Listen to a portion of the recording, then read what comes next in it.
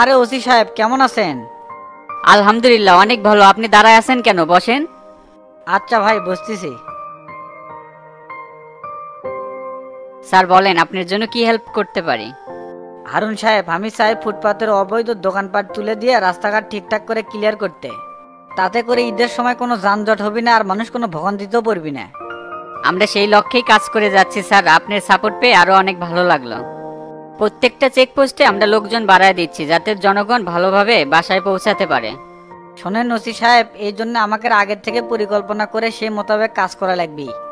বিগত বছরগুলোতে যানজটের কারণে অনেকেই ঈদ রাস্তাঘাটে কাটাছে, এরকম ভুল যাতে এবারও না হয়। স্যার এরকম ঘটনা ঘটবে না, রাস্তায় কাজ হচ্ছে তাই হালকা একটু জাম হতে পারে, এই আর কি। আচ্ছা ওসি সাহেব, একটা জিনিস তো আমি বুঝি না, অনেক সময় দেখি রাস্তায় গাড়ি থামে অনেক লোক টাকা তোলে, এর রহস্য কি? স্যার মূলত এটা মোটর শ্রমিক ইউনিয়নের কাজ, আর এইসব কিছু হ্যান্ডেল করে হাবিব সাহেব। ওই সেক্টর থেকে উনি অনেক টাকা ইনকাম করতেছে, দীর্ঘদিন যাবত খাচ্ছে, এখনো খায়। বলেন কি? এই বিষয়ে তো কোনোদিন ইনফরমেশন দেননি। জনগণের সেবার নামে অর্থ হাতিয়ে লওয়া, এই সুযোগ তো দেওয়া যাবে না। অবৈধভাবে কোনো টাকা তোলা যাবে না, যেটা নিয়ম সে টাকাটাই উঠবে। আর হাবিবের যতগুলো 2 নম্বর ব্যবসা আছে সব ইনফরমেশন আমাকে দিবেন, সব 2 নম্বর ব্যবসার বন্ধ করে দেবো। অন্যায় করতে করতে একবারে সে করে চলে গেছে, এর একটা বিট করাই লাগবে। আপনি মোটর শ্রমিক ইউনিয়নের সভাপতি আর সেক্রেটারির সাথে আমার মিটিং করার একটা ব্যবস্থা করে দেন ইমিডিয়েটলি। ঠিক আছে স্যার, আমি বিষয়টা তাদেরকে জানাচ্ছি। আর স্যার যে কোনো সমস্যা হলে আমাকে জানাবেন, আমি সর্বদাই আপনার পাশে আছি। অবশ্যই জানাবো। আজ তাহলে উঠি, পরে আবার ফোনে কথা হবে নি। স্যার ইফতারের তো বেশি সময় নাই, ইফতার করেই যান এখান থেকে। না ভাই, আজ হবে না, মমইনে আমার ইফতার পার্টি আছে তো, ওখানে ইফতার করতে হবে। তাইলে একটা কাজ করেন, পরশুদিন আমার বাসায় আসেন, কথাও হবে নি, একসঙ্গে ইফতারও করা যাবে। আচ্ছা স্যার যাবনি। ঠিক আছে, উঠলাম। আসসালামু আলাইকুম। ওয়ালাইকুম আসসালাম। আচ্ছা যান।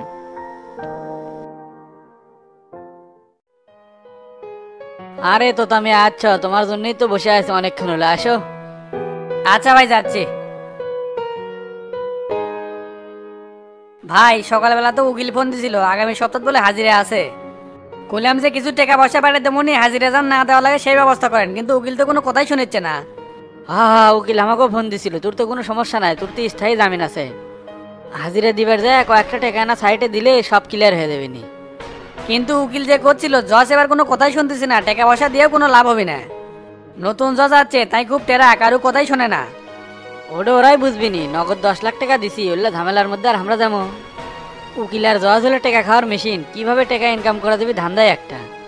আমি তো মহা টেনশনের মধ্যে পড়ে গেলাম, এই সময় যদি কাস্টডি হয় তাহলে তো আমার বাঁশ যাবে। লাইন ঘাট সব আইটা নিয়েছি, এই সময় আমি যদি ভিতরে থাকি তাহলে সবকিছু উল্টে যাবে না? এ বে, অত চিন্তা করিচ্ছ কৃষক, দেখি না কোন দিকের পানি কোন দিকে যায়। এই হাবিব বাসে থাকাকালীন তোর কোনো চিন্তা করা লাগবে না, তোর জন্য যে কোনো পদক্ষেপ নিতে আমি রাজি আছি। সবই তো বুঝি, আমার যার কিছুই ভাল লাগিচ্ছে না, এমুকে বহুত টাকা পয়সা ফুরাইলাম, কোনো কাজের কাজই হলো না। এইবার যদি 14 শেখের মধ্যে ঢুকি তাহলে আমি আর নেতা হবার না, আমার সব স্বপ্ন ধূলিসাৎ হয়ে যাবে। হে মিয়া, রাজনীতি করবার গেলে গায়ে না কলঙ্কের দাগ লাগবেই। এখনকার যুগে যাই যত বেশি মামলা খাচ্ছে তাই হলে বড় নেতা। জেলে না গেলে সিঁড়ি পার হওয়া যায় না, নেতা হবার গেলে 2-4 বার জেল খাটাই লাগে। শোনো, এই সময় বেশি ঝামেলা লেয়া যাবি না। তুমি মিয়া মজনুর বাপেক ধরে যদি বিষয়টা নিষ্পত্তি করতে তাহলে কিন্তু ঝামেলা ক্লিয়ার হয়ে যেত। এটা হলে মারার মামলা, আপোষ না হলে এইভাবেই চলতে থাকবে। হঠাৎ করে সংবাদ সম্মেলন করে প্রশাসনের টনকটা নড়ে গেছে, যার জন্য সমস্যাটা দেখা দিছে। এখন কি করবো সেটা কন? শামসু হারামজাদা মজনুর বাবের পাশে আছে, সেজন্য ওই কোনো কথাই শোনে না। তাছাড়া মজনুর বাবে ঘাট ধরে কবে মামলা ডিসমিস করলাম নি। ধরবে তুই মিশে শামসুক শত্রু ভাবিস, শামসু তো তুকলে চিন্তা ভাবনাই করে না। ওর মতো লোক তুক যা আজও আস্ত রাখছে, এটা আমি ভাবে অবাক হয়ে যাই। একটা কথা মনে রাখিস, তুই নিজে নিজেই শামসুক শত্রু ভাবিস, কিন্তু শামসু তুক শত্রু ভাবে না। যদি শত্রু ভাবতো তাহলে তুই টিকতে পারলি না। আপনি অযথা শামসুক হাইলাইট করতেছেন, ওই কি এমন বাঘ হয়ে যাচ্ছে, ওকে আমি কি গুনি? নিজেকে এত বড় মনে করা ঠিক না বে। শামসু চাইলে তুই ভ্যানিশ করে দেওয়ার ক্ষমতা রাখে। ওর চ্যানেলে যে লোক আছে, একটা ইশারা দিলে তুই নাই হয়ে যাব। কেন্দ্রের লিডাররা ওয়াকলে চিন্তা করে, আর তুই দামই দিচ্ছ না। শামসু যদি তুই প্রতিদ্বন্দ্বী ভাবতো তাহলেই বুঝলু নি তোর কি হয়। কে কি এমন হলে? এত কম বুঝিস কে? পথের কাটা একবারে পরিষ্কার করে দিল নি। বিগত দিনে ওর পথের কাটা যারা হচ্ছে তাদের একবারে ভ্যানিশ করে দিছে।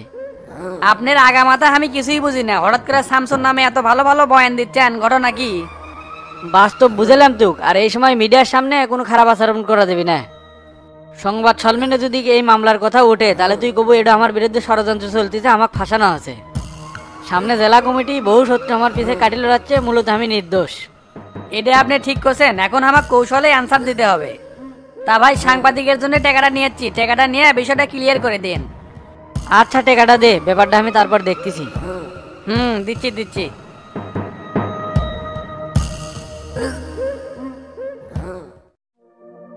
চাচা ভালো আছেন? আলহামদুলিল্লাহ, আল্লাহ পাক রাখছে বাবা। তা হঠাৎ আমাকে এই দিক? এদিক দিয়ে যাচ্ছিলাম, দেখলাম আপনি বসে আছেন, তা ভাবলাম দেখা করে যাই আপনার সাথে। সবকিছুই তো ঠিকঠাক আছে, তা দিনকাল তো ভালোই যাচ্ছে তাই না? একমাত্র বেটা খেরে আমার তো আর কিছু নাই, এখন তো চোখে খালি অন্ধকার দেখি। সবই বুঝি চাচা, একমাত্র বেটা খারাই আপনি নিঃস্ব হয়ে গেছেন। মজনু চ্যাংড়া এলাকার মধ্যে কত যে ভালো ছিল, দেখা হলেই সালাম দিছে, কোনোদিন অসম্মান করে নাই। তোতা হলো এই সমাজের নিকৃষ্ট একটা চ্যাংড়া, না হলে এত সহজ সরল চ্যাংড়াটা কে ভেবে মারবে পারে? ছেলের কথা মনে হলে কষ্টে আমার বুকটা ফাটে যায়। আমার জুয়ান বেটাক মারা ফেলে দিয়ে খুনি বাইরে দিব্যি ঘুরে বেড়াচ্ছে, এলে কষ্ট কের মানে লেওয়া যায় ক বাবা?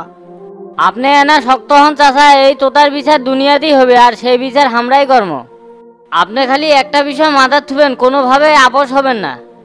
প্রয়োজনে আবার সংবাদ সম্মেলন করবো, অলরেডি বগুড়াবাসী কাঁপায় উঠছে এই বিষয় নিয়ে। শামসু ব্যাপারটা দেখিচ্ছে তো, তার ফাঁসি না হলে আমি যে মরেও শান্তি পাবো না। আপোষ তো দূরের কথা, আমি তো তার ফাঁসি চাই, ফাঁসি। আমরা আপনার পাশে আছি চাচা, বিপদ আপদে সবসময় আপনার পাশেই থাকবো। আপনি কোনো চিন্তা করেন না, তোতাকে বা জেলত যাওয়াই লাগবে সে ব্যবস্থা আমি করেছি। তোতার মতো কিছু লোকের সময় মতো যদি বিচার করা না যায়, তাহলে সমাজে অরাজকতা, খুন, নারী নির্যাতন, ধর্ষণ, পরকীয়া বাড়া যাবে। শোনেন চাচা, এই বিষয় নিয়ে যদি কোনো টাকা পয়সার দরকার হয়, সরাসরি আমার বাড়ির জায়গায় টাকা নিয়ে আসবেন, কোনো লজ্জা করবেন না। ঠিক আছে, যদি লাগে তাহলে তোমাকে বলবো নি। তাহলে এখন থাকেন, গেলাম, দেখা হবে নি পরে। আচ্ছা যাও।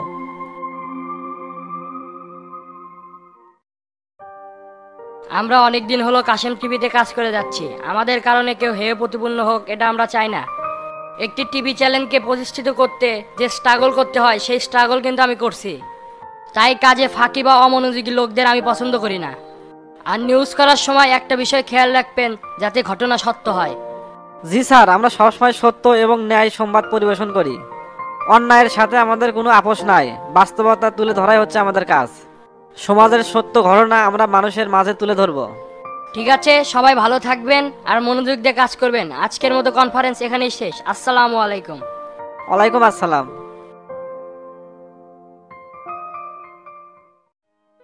আরে হাবিব ভাই, আপনি আমার অফিসে তে দাঁড়িয়ে আছেন কেন? বসেন। আচ্ছা আচ্ছা, বসেছি। তে ভাই, কি মনে করে আমার কাছে আসা হলো? শরীর স্বাস্থ্য কি ভালো? আলহামদুলিল্লাহ ভালো আছি, তে তুই ভালো আছো?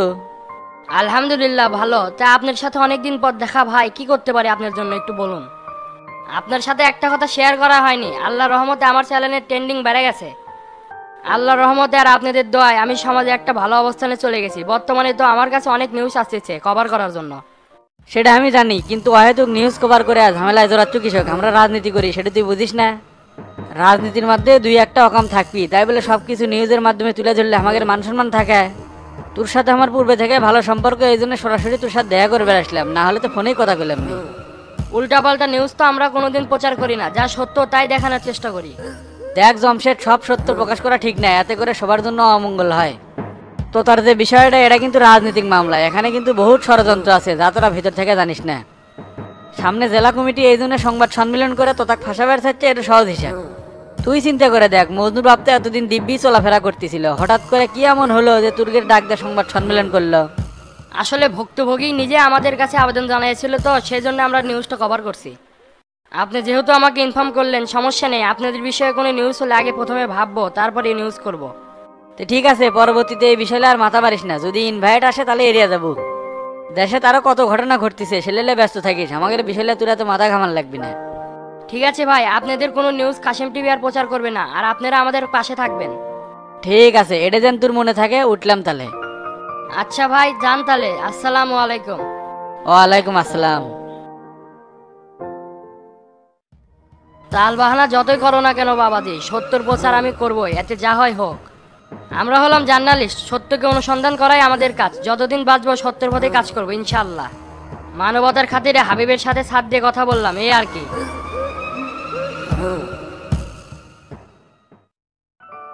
কেন ডন তোরা বল বাচ্চুক বান্দা ধরে নিয়ে দেবার লাগছিল?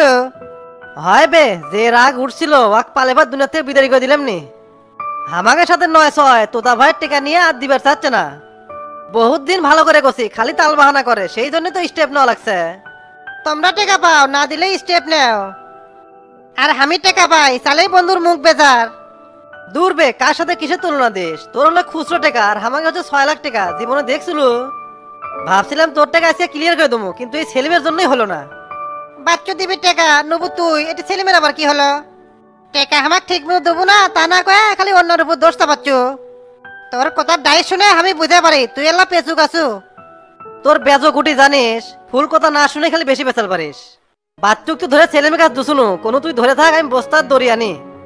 দড়িয়ার বস্তা আনবা গেছি, সেই ফাঁকি ছেলে মেয়ে কাছ থেকে সটকে চলে গেছে। তুই এখন ক, ওই যদি সটকে না গেল নি, ওর থেকে টাকা ঠিকই আদায় করলাম নি, তোকে টাকা ঠিকই দিলাম নি। বন্ধু রে বন্ধু, সেই রাতে অনেক কষ্ট করছি রে, শেষে আমছাড়া দূরেই হেরাছি।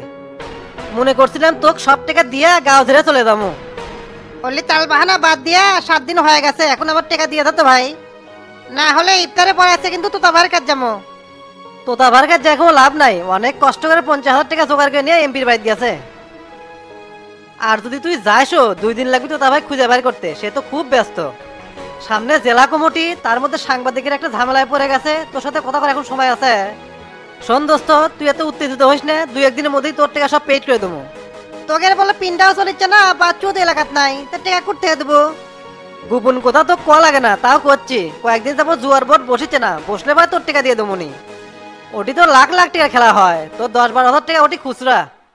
আর তুই 10টার আগে দোকান বন্ধ করিস কে? রাত 2-3টা পর্যন্ত খোলা রাখবো, এমনি তোর 5-6 হাজার টাকা বেচা হবে। পার্টিরা বিড়ি সিগারেট খাবি, দোকানই পাই না, পরে ছাই দেখ ডাকে নিয়ে এসে জিনিসপাতি নেওয়া লাগে। রোজা রমজানের দিন তো তারাবি নামাজ পড়া লাগে, তোর মতো 2 নম্বর ধান্দা নিয়ে তো আমি নাই, এই জন্য তাড়াতাড়ি চলে যাই।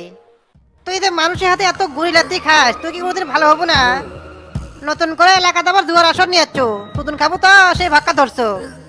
আমার মনে হয় কি পুলিশই তোকে এবার দাঙ্গা দিবে, তাছাড়া তুই শিক্ষা হবো না। এ কথা সাবধানে কর, তাছাড়া তোর কিন্তু এর থেকে গাড়ি হয়ে গেলাম।